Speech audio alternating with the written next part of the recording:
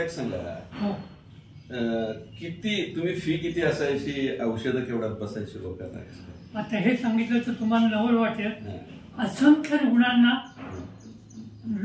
विना मोबदला त्यांना औषधं दिली, असंख्य रुग्णांना. त्याचं कारण असं, येणारा सगळा साताऱ्याच्या पश्चिम भागातला जो हे होता पेशंट होते ते आर्थिकदृष्ट्या दुर्बलच होते. ज्याच्यामध्ये 4 वस्त्या, एक वडार वस्ती, वरती 2 पोळ वस्ती आणि बडेकर वस्ती म्हणून 2 वस्त्या, त्या संपूर्ण चिमणपुरा, व्यंकटपुरा आणि रामाच्या गोठाचा मोठा भाग, इतक्या भागात नाही येते. त्या भागात मी एकटा डॉक्टर होतो त्या काळात. त्या भागात किती सालची साधारण ही गोष्ट? 1966. आमचा जन्मही नव्हता त्यावेळेला. 66 पासून प्रॅक्टिस सुरू झाली म्हणजे. त्यावेळेला किती फीस, औषधाचे पैसे किती घ्यायचे साधारण? किती समजा एखाद्या ₹1 हे मागायचो, पण तोही न देणारे असंख्य रुग्ण होते. ₹1 औषध. त्याच्यामध्ये मिक्सचर, टॅबलेट्स आणि मुख्य म्हणजे त्यांचं प्रबोधन करणे हे मी काम केलं, की तुम्ही आजारी पडू नये याच्यासाठी काय काय करणं आवश्यक आहे. बरोबर. हे एका डॉक्टरने सांगितलं. आम्हाला स्वस्थवृत्ताचा विषय होता. माणूस आजारी पडू नये याच्यासाठी आयुर्वेदाने खूप काही सांगून ठेवलं. बरोबर. ते लोकांच्या मध्ये कसं जाईल मी ते विचार केला.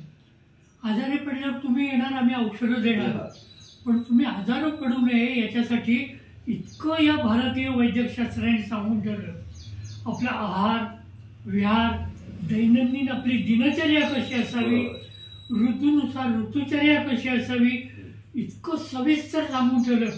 ते लोकांच्या मनात भरवण्याचा मी फार प्रयत्न केला. इतकं शास्त्राने आपल्याला सांगून ठेवलं. ₹1 तुम्ही औषध किती दिवसाची द्यायचं?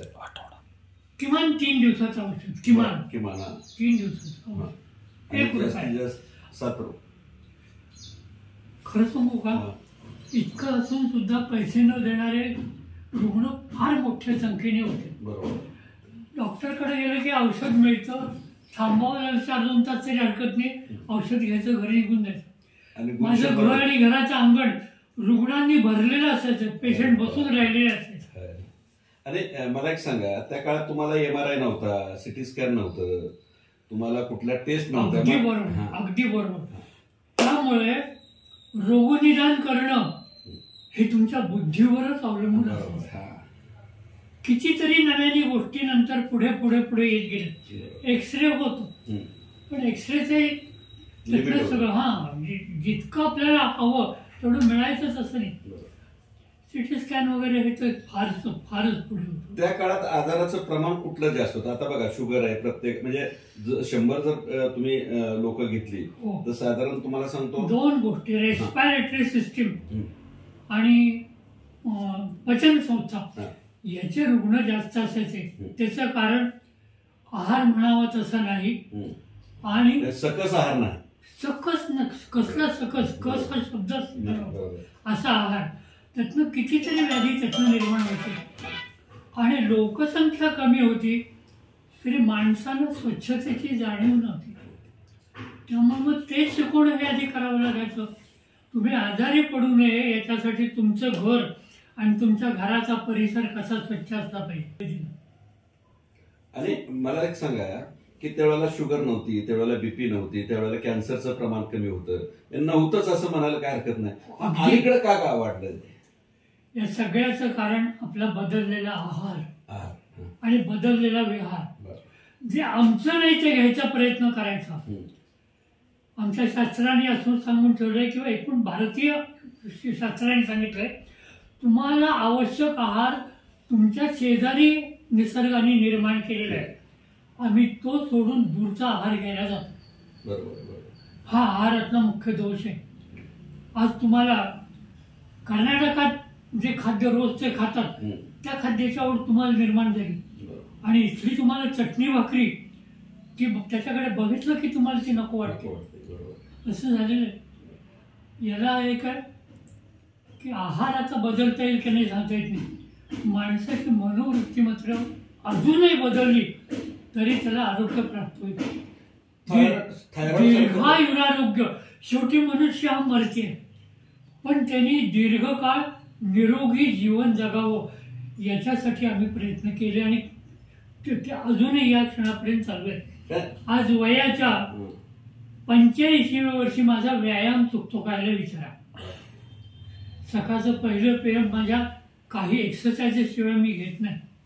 नाही, मला एक सांगा, त्यावेळेला थायरॉइड नव्हतं, काही वेळ सारखे आजार कमी होते, असे नाही. गुडघ्याचे म्हणजे 106, 7, 8, 10 वर्ष जगणारी माणसं होती त्या काळात होती. आजचे प्रमाण असं आहे की हृदयविकाराचे त्रास वाढलेत, अगदी तरुणांना रुग्णांना म्हणजे हे येत आहेत, काय अटॅक येत आहेत, जात आहेत काय काय.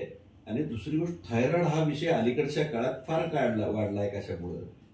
या सगळ्याचं कारण मी सांगितलं जसं बदललेला आहार.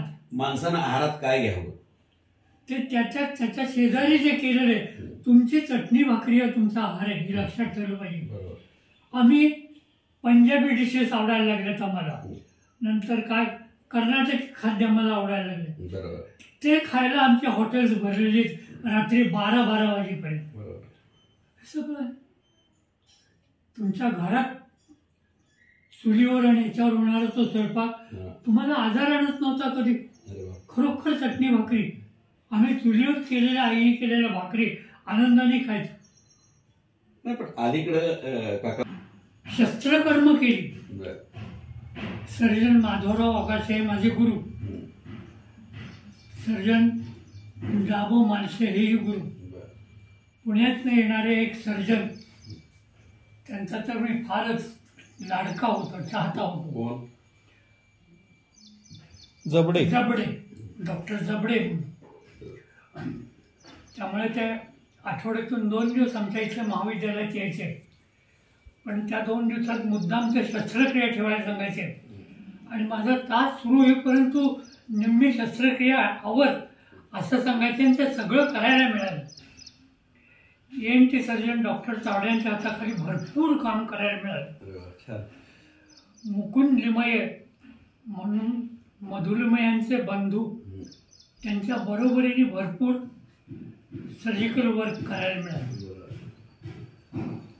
आणि याच्याशिवाय मुख्य अध्यापन हे भरपूर करायला मिळालं. किती साधारण विद्यार्थी किती हातात म्हणजे तुमच्याकडे शिकून गेले असतील 4 विद्यालयात?